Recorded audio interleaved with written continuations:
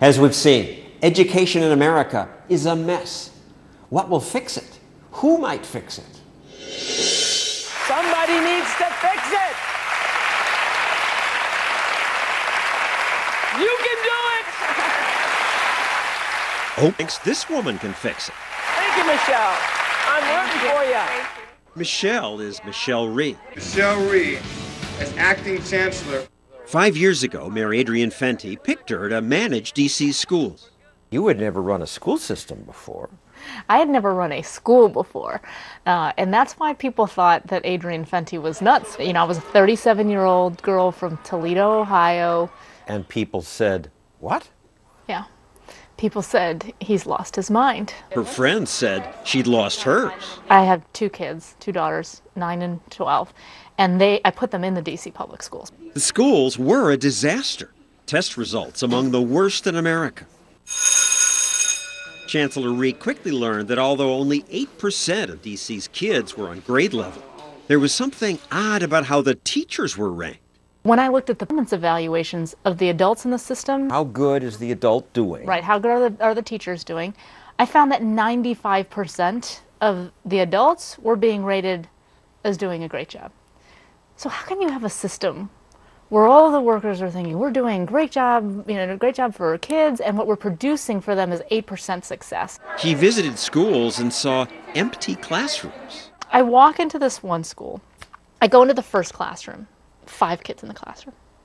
Second classroom, 9 kids. Third classroom, 3 kids, 7 kids. I'm thinking, what is going on? So finally I get to like the 5th or 6th classroom, and I asked the teacher, I said, where are all the kids? And she said, well, it's Friday. I thought, really? I just couldn't believe that that was the answer. So I said, is that all? And she said, no. Okay, she's going to tell me that some of the kids are on a field trip or something like that. And she said, it's raining too. But it turned out that not every classroom was empty. Attendance varied by teacher. So I'm walking through, I'm finishing, my visit, and I walk into one classroom, and there are 30 kids in this classroom. There, in fact, are not enough desks for the number of kids that were there, so there are kids sitting on the radiators and whatnot. So I go up to one of the kids, and I said, what do you think about the teacher? This is my best teacher, bar none.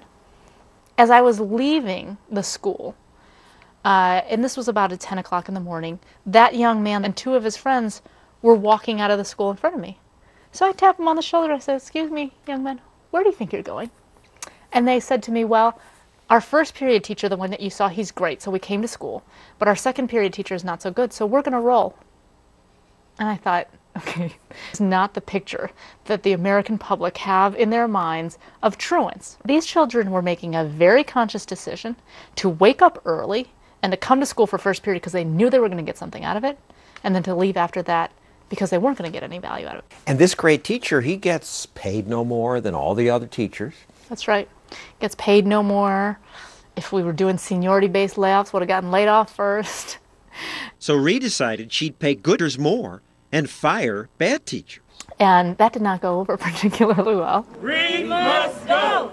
Rhee must go! A few weeks into this, I was visited by my then general counsel, and he sort of comes rushing into my office, and he says, you've got to stop firing people. I said, what? Why? I mean, if people are not doing the jobs that they're supposed to be doing, we need to move them out. And he said, well, welcome to D.C. Public Schools, where we never anyone. But you did fire a lot of these people. Eventually we did. Rhee found a 90-day loophole that let her close some lousy schools and fire some teachers. There's nothing short of a firestorm surrounding the future of the D.C. public school system. 30 school principals are being terminated this week. No shortage of outrage tonight among parents and teachers. It was a plan, a plot, even before she took the job to get rid of people who have been around, who have tenure. So you 200 or 4,000 teachers, you closed 15% of the city's schools, fired your own daughter's principal. That was a chilly night at home. She upset families, communities, students, and teachers. A lot of people got fired. She said they deserve to be fired. The system needs change. Well, many of those thought she needed to be fired. People really hated you. Hate you still. Yeah. I was a Wicked Witch of the West. They called me the Hatchet Lady, the Dragon Lady, the Teacher Terminator. Big Bad Witch. Time magazine even put you in the cover with a broom. I actually took the broom to mean, sweeping house. The Blob didn't want their house swept. The union says poorly performing teachers need a second chance. Don't you have some union teachers who are just lousy? We need to lift up the low performers and help them do better. I have not just fire them. Sorry, maybe teaching it's not for you. There's a cost to firing teachers. The quality of life of that person is deeply affected by that termination. So there are repercussions. Nobody should ever be fired? Well, what we should do is help people improve their skills. People would say to me, well, if a teacher is not effective, you should talk about spending the time and effort to professionally develop that person, right? I'd say, okay, but whose children are we going to put in that classroom for this year? Who are you going to practice on? Right. Who are you going to say, oh, and it didn't work out? Sorry. I mean, you only get one chance at first grade. So she changed the policy. I made a decision that we were going to do the layoffs by quality instead of seniority. And this really upset the apple cart, and people, were protesting. Why would it upset the apple cart? It's just common sense to do it by quality. It's common sense to you and me, but it was absolutely counter to what the district had always done. It's the way that unions operate, right? I mean, seniority sort of... It just cheats the good young teacher. Don't they get mad? Forget the young teachers first. It's the kids. Kids were a little less cheated under Rhee. Test scores went up when she was chancellor.